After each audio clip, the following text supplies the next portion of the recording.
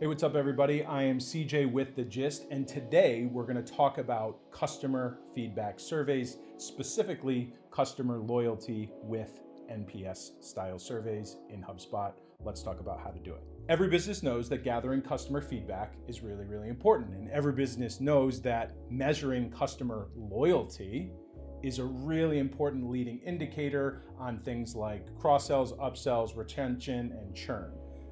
Most companies will send periodic manual surveys to gather feedback and then go a long time without collecting it again.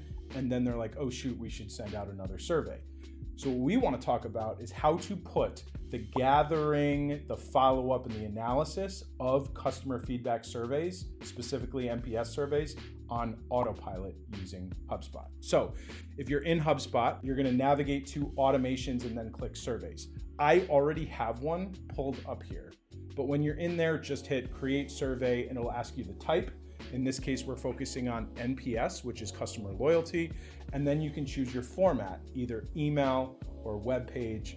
Right now, we're going to start with email. The best way to do it, in our opinion, is to automatically send an email to your customers at a desired frequency, starting from a certain point, whether it's their first day or they've been a customer for 90 days, and then going in perpetuity at whatever frequency is preferred. So here, when you create the survey, you can see some things you can't change, right? NPS style surveys are very scientific. You're not allowed to change this language except for the name of the company. You can't change these answers. But inside HubSpot, right, you can customize this little intro message, or you can customize the logo, their colors, or things like that. When somebody clicks this, it's going to take them to a landing page. And then this is where they're going to provide this answer. Once they click their answer, whether it's 6 or 8 or 10, it's going to customize a follow-up question. So if they're 0 through 6, they're a detractor, right? They are likely to harm the reputation of their business and actually say bad things about you. Not good. Passive is if they answer 7 through 8, which means they're probably not going to be an evangelist or an advocate, but they're probably not going to really hurt your business.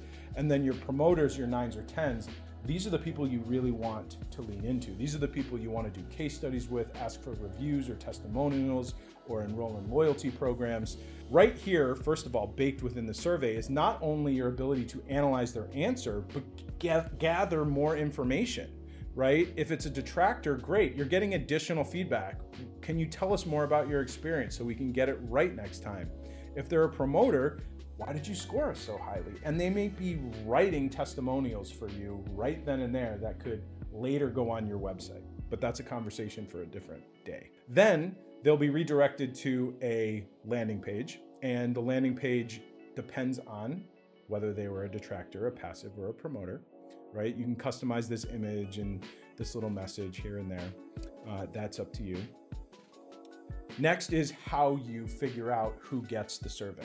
There's some defaults baked into HubSpot, like you can automatically, if you have your CRM set up right, that you're assigning customers like a lifecycle stage value, then you can base it around that a certain amount of time after they became a customer. In this case, we wanted to start from scratch just because I want to show you that there's other ways to do it. So you can use the normal filtering criteria in HubSpot, just like you would be creating filters for a list or a report. So what I did was date entered client lifecycle stage is more than 90 days ago. So we only want to start sending these surveys in this demo instance once somebody's been a client for at least 90 days. Then you can choose when the survey is sent, right? When the recipient meets the criteria, or that plus a delay, right? There may be certain instances where an event happens, like they fill out a form or they reach some other milestone and you want it to happen like days or weeks from that. You can do that, which is really cool. And then you can set this to recurring. HubSpot does recommend 3 months,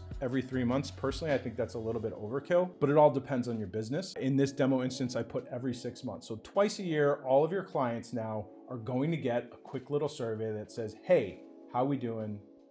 And then you can solicit that feedback. Right then and there, if this is all you're doing, it's great. You're gathering feedback, you can analyze it, you can isolate the detractors, try and reach out to them, nip those problems in the bud, and you can provide some nice reporting for your leadership team. However, you can take it a step further. And you can do that by building in automation right when somebody completes the survey.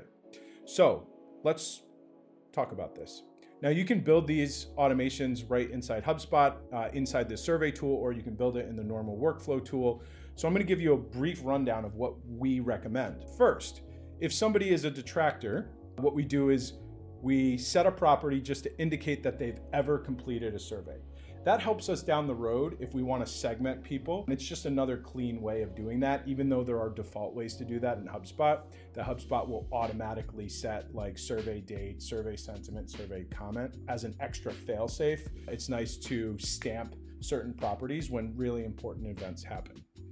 And then what we're doing is we're actually going to create a ticket. And in this case, this demo instance has a support pipeline for general support inquiries. So what we're going to do is we're going to create this ticket, assign it to that customer's account rep, and say, hey, there was a negative NPS survey response by one of your customers. Here's what they said. Please reach out to them immediately and let them know that we want to try and resolve this. We'll also send an internal email notification to the team. Maybe not just their account rep needs to know that, but maybe also the customer service manager or the sales manager, other people. What we're also doing is on the company property, we use high alert. Things like RAG status, red, amber, green. A lot of companies, what they do is whenever a event happens that could indicate that the customer is a churn risk or unhappy, set the RAG status to amber or red, stamp the high alert date, high alert reason and description, just so that way it rolls up on other high alert reports or churn risk reports. That's a video for another day. Here we can see the RAG status is red, and there you go. Now, something you may also include in this is an automated email back to the customer just to say, thank you so much for your feedback. We are going to be in touch soon to make it right. But then again, you can also just build it right into the survey. As you can see here in the detractors, we have in the body text, we'll be in touch soon to make it right.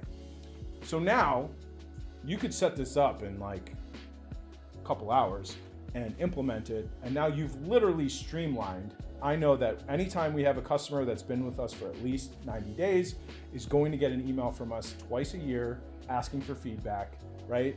And we're going to act on that feedback. We're not just going to analyze it at a high level, we're going to act on it. So we're going to nip those problems in the bud and try and prevent churn. When it's passives, we usually recommend don't do anything, just indicate that they've completed the survey and mark their RAG status as amber. And if there are promoters, we actually have a separate workflow for this. Yes, they completed the survey, RAG status is green. And now what we're doing is we're gonna do a little bit of branch. First, we wanna see if they answered 9 or 10, right? Because if they're 10, let's mark them as an evangelist and check to see if they've made a comment. And if they've made a comment, then there's a chance that we might wanna use that comment for a testimonial.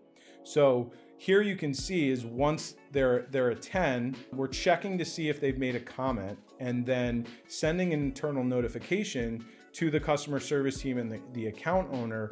Here's who made the review, here's their comment, and we can ask them to say, hey, reach out to this customer and see if we can use it as a testimonial. And then we do a similar thing here if they're a 9, but we're not so quick to mark them as an evangelist because 9 is really great. Maybe you still want to thank them, maybe you still want to ask for a review or a referral or a testimonial or tell them about your loyalty program. But maybe 10 is there's a big difference between a 9 and a 10. So that's it. It's in place.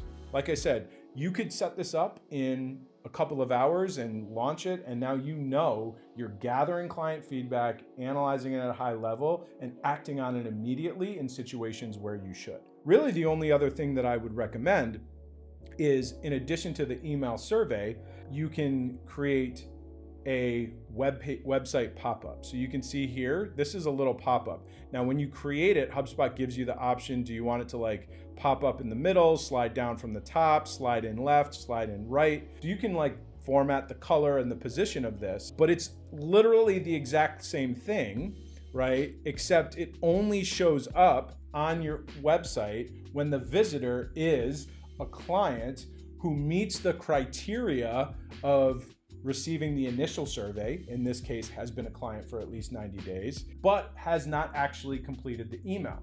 So now you have two buckets where you can try and catch some survey feedback. One is the email, and then the other option is if the client isn't seeing the emails or just deletes them, maybe when they're on your website for whatever reason, you can catch them there. So it's just another net to cast to increase the likelihood that you're going to gather and systematize more feedback. From there, there's so many reports you can build, so many default out-of-the-box feedback analysis reports, and we'll probably address in other videos best ways to handle like high alert reports and how to flag potential churn risks. But obviously there's a lot you can go in that direction. And then the things that you do with promoters is really going to depend on your business. Do you have referral programs or things like that? Do you have ways of asking for reviews or referrals or testimonials? These are all wonderful things to do. But ultimately, this is about accomplishing a major objective that every business needs to do, which is ask your customers questions, listen to what they have to say, and make good use of what they tell you. Thanks so much for listening. I hope you can apply this in your business. Really appreciate you watching this video and coming to our channel. Please like this video if you liked it, hit subscribe, and don't hesitate to leave a comment or click the link, go to our website. Get in touch with us if you have any questions or recommend other strategic HubSpot tutorial videos we can make. Thanks so much. We'll see you next time.